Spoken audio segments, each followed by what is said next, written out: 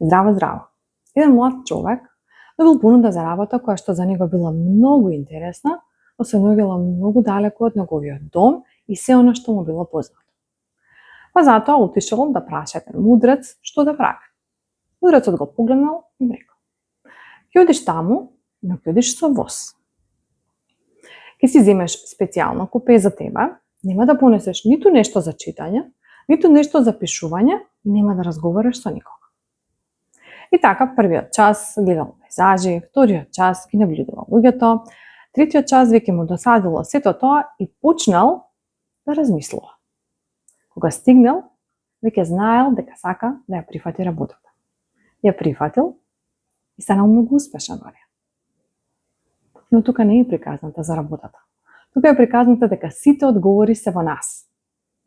Само дали си даваме доволно тишина и доволно време да застанеме, за да размислиме што е оно што го сакаме.